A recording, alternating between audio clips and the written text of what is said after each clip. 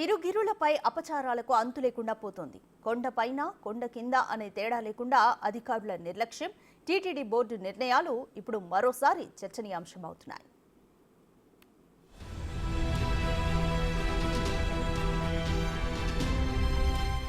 తిరుమల ఓ పవిత్ర పుణ్యక్షేత్రం. కలియుగ దేవుడు సాక్షాత్తు శ్రీ వెంకటేశ్వర స్వామి కొలువైన ప్రాంతం. స్వామివారిని దర్శించుకునేందుకు ప్రపంచవ్యాప్తంగా భక్తులు తరలివస్తుంటారు. కోట్లాది మంది కొలిచే తిరుమల శ్రీవారిని దర్శించుకునేందుకు కొన్ని నియమాలు, కట్టుబాట్లున్నాయి.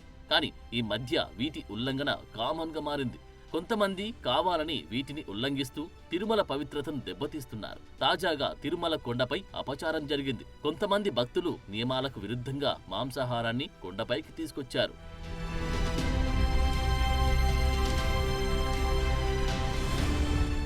తమిళనాడులోని తిరువల్లూరు సమీపంలోని గుమ్మడిపూడి గ్రామానికి చెందిన 28 మంది భక్తుల బృందం అలిపిరి మార్గం ద్వారా తిరుమల కొండకు వచ్చారు. అయితే వీరు తమ వెంట పలావ్, కోడిగుడ్ల కూర కొండపైకి తీసుకురావడం ఇప్పుడు వివాదానికి కారణమైంది. ఓ భారీ బాక్సులో కోడిగుడ్ల కూర, పలావ్తో వారు కనిపించారు. కొండపైకి చేరుకున్న తర్వాత రాంబగీచా బస్టాండ్ సమీపంలో పార్కింగ్ ప్రాంతంలో వారంతా తాము తెచ్చుకున్న పదార్థాలతో భోజనం చేశారు.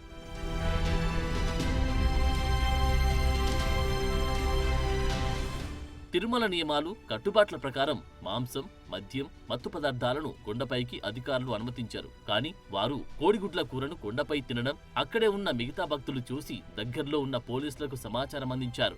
అక్కడికి చేరుకున్న పోలీసులు 28 మంది భక్తుల బృందాన్ని అదుపులోకి తీసుకుని ప్రశ్నించారు. అయితే తమకు తిరుమల నిబంధనల గురించి తెలియదని, తాము వండుకున్న కోడిగుడ్ల కూరను తమతో పాటు కొండపైకి తీసుకువచ్చినట్లు పోలీసులకు తెలిపారు.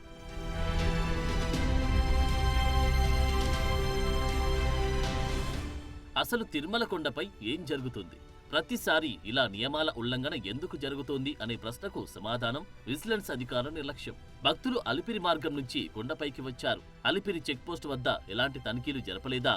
ఒకవేళ తనిఖీలు జరిగితే కొండపైకి మాంసాహారం ఎందుకు వచ్చింది అనే దానికి ఇప్పుడు సమాధానాలు తెలియాల్సి ఉంది. కొండపై ఈ విధంగా అపచారం జరుగుతుంటే కొండ కింద మరో అపచారం జరుగుతుందంటున్నారు సాధు పరిషత్ సభ్యులు. అలిపిరి పాదాల సమీపంలో ముంతాజ్ 5 స్టార్ హోటల్ నిర్మాణం జరుగుతోంది. దీనిని త్వరగా పరిగణిస్తున్నారు. వెంటనే ఈ హోటల్ నిర్మాణాన్ని ఆపివేయాలంటూ మరోసారి నిరసనకు దిగారు. మీ వల్ల న్యాయం జరుగుతుంది అనుకుంటే మన ప్రభుత్వమే, మీరే కూటమి ప్రభుత్వమే ఈరోజు ముంతాజ్ హోటల్కి పెర్మిషన్ ఇస్తే వెంకటేశ్వర స్వామి పవిత్రత ఏమవ్వాలి?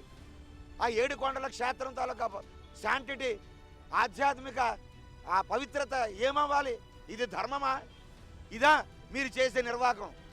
ఇన్ని కోటి ఆశలు పెట్టుకొని మీ ప్రభుత్వం రావాలి, కూటమి ప్రభుత్వం రావాలి అని హిందువులందరం, స్వామీజీలందరం మేము ఎన్నో ఆశలు పెట్టుకొని మిమ్మల్ని దీవించాం. మీ ప్రభుత్వం రావాలని మేము కోరుకున్నాం. హిందువులందరూ కూడా వెంకటేశ్వర స్వామి పవిత్రతని కాపాడుతారనుకున్నాం. కానీ ఇది చాలా బాధాకరం.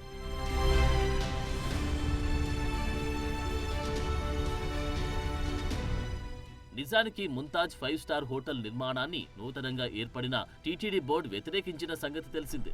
శ్రీవారి పాదాల చెంత ముంతాజ్ హోటల్ను చూస్తే భక్తుల మనోభావాలు దెబ్బతింటాయని భావించిన టీటీడీ బోర్డు ఆ హోటల్కు కేటాయించిన 20 ఎకరాల స్థలాన్ని వెనక్కి తీసుకోవాలని ప్రభుత్వానికి రిక్వెస్ట్ చేస్తామని తెలిపింది.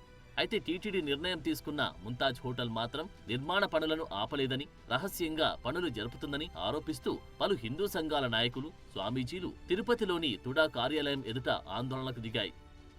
ఏకపక్షముగా ఈరోజు మళ్ళీ ముంతాజ్కి పెర్మిషన్లు ఇస్తే గత వైసీపీ ప్రభుత్వానికి, కూటమి ప్రభుత్వానికి తేడా లేదు అనేటటువంటి సమాచారం వస్తుంది.